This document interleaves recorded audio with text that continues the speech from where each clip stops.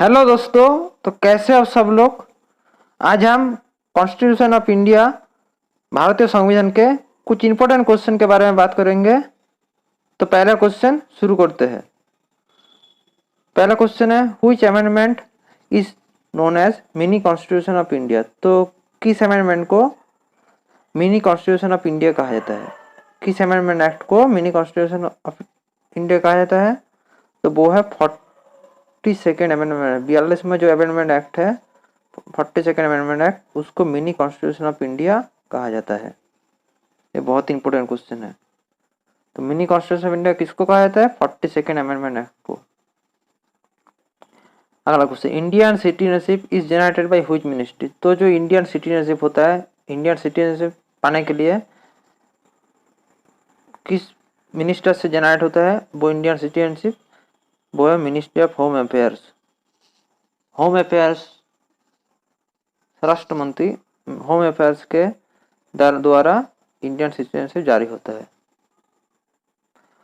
What is the minimum age limit to become the member of Vidhan Parishad. तो विधान परिषद के member होने के लिए, विधान परिषद के मेंबर होने के लिए मिनिमम एज क्या होना चाहिए?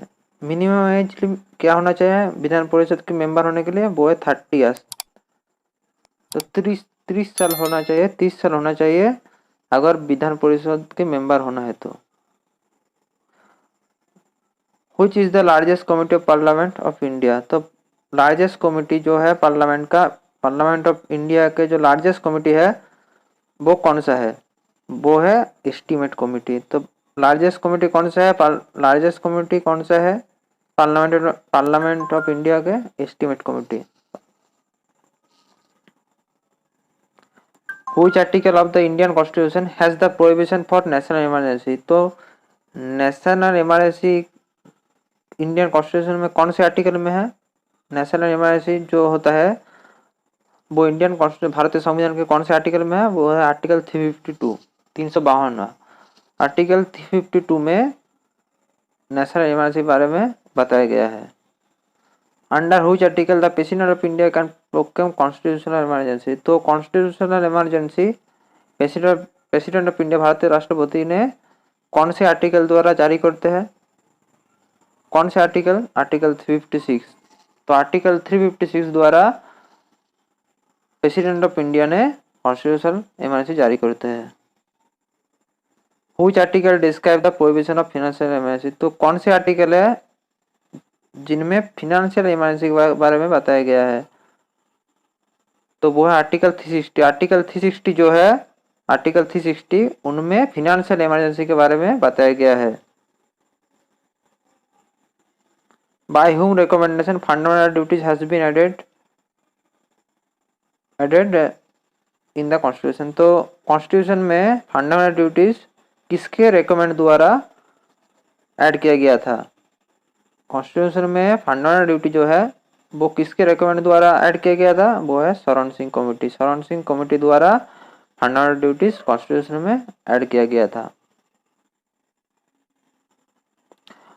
What is the literal meaning of the term quo warranto. तो क्वो वारंटो जो है उसको लिटरल मीनिंग क्या है? लिटरल मीनिंग क्या है? लिटरल मीनिंग क्या होता है क्वो वारंटो का? By which authority. कौन सी अथॉरिटी के द्वारा? बाय व्हिच अथॉरिटी है क्वो वारंटो का literal meaning. Who is the executive head of the state of India. तो एग्जीक्यूटिव हेड किसको कहा जाता है स्टेट ऑफ इंडिया के? स्टेट ऑफ इंडिया, इंडिया का जो स्टेट्स है उसको एग्जीक्यूटिव हेड किसको कहा जाता है? प्रेसिडेंट ऑफ इंडिया, भारतीय राष्ट्रपति को। भारतीय राष्ट्रपति को एग्जीक्यूटिव हेड कहा जाता है स्टेट ऑफ इंडिया के। Anti defection law is given in which schedule of Indian constitution. तो कौन से शेड्यूल में भारतीय संविधान के कौन से शेड्यूल में एंटी डिफेक्शन लॉ के बारे में बताया गया है? तो वो है 10th शेड्यूल। 10th शेड्यूल में एंटी डिफेक्शन लॉ के बारे में बताया गया है भारतीय संविधान में। Fundamental duties are mentioned in which part of Indian constitution. तो जो फंडामेंटल ड्यूटीज है जो शरण सिंह कमेटी द्वारा रिकमेंड के द्वारा ऐड किया था, तो वो फंडामेंटल ड्यूटीज कौन सी भारतीय संविधान के कौन सी पार्ट में है? तो वो है पार्ट 4A। पार्ट 4A में फंडामेंटल ड्यूटीज है।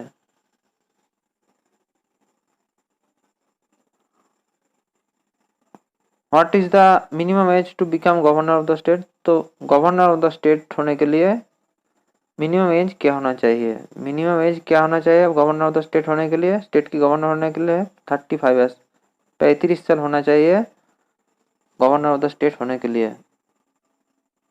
वो administrate the oath of the governor of the state. तो गवर्नर ऑफ द स्टेट को जो गवर्नर होते हैं उसको कौन शपथ वाक्य पाठ करते हैं? तो वो है chief justice of high court. High court के जो चीफ जस्टिस होता है वो गवर्नर को शपथ वाक्य पाठ करते हैं। Which right has been removed from fundamental right and converted to a simple legal right?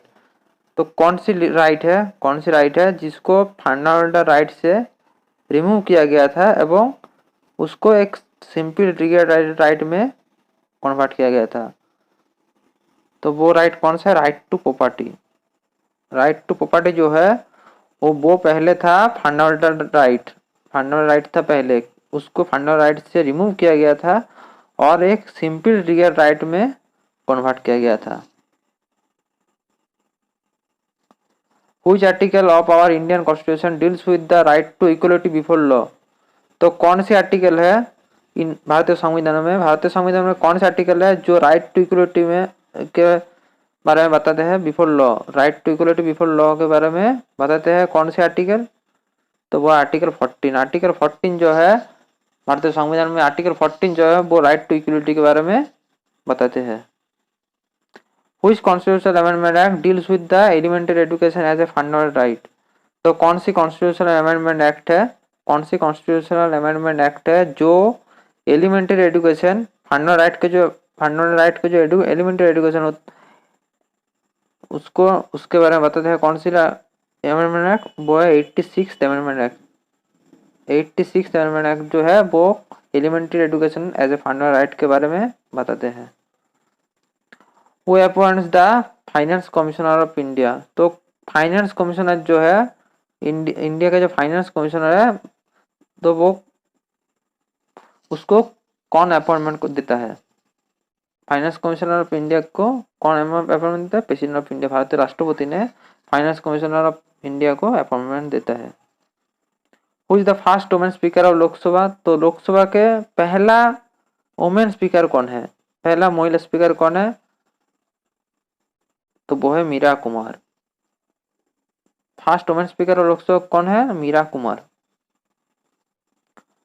Who is the supreme commander of Indian defence force? तो इंडियन डिफेंस फोर्स जो होता है, Indian defence force, Indian army, Indian navy, Indian air force, तीनों जो है उसको supreme commander कौन है? सुप्रीम कमांडर कौन है? वो है प्रेसिडेंट ऑफ इंडिया। इस तीनों का, Indian defence force, Indian army का भी है, इंडियन नेवी का भी है, इंडियन एयरफोर्स का भी है, supreme commander president of India, भारतीय राष्ट्रपति। ये बहुत ही इंपॉर्टेंट क्वेश्चन है, ये हर एक एग्जाम में आता है।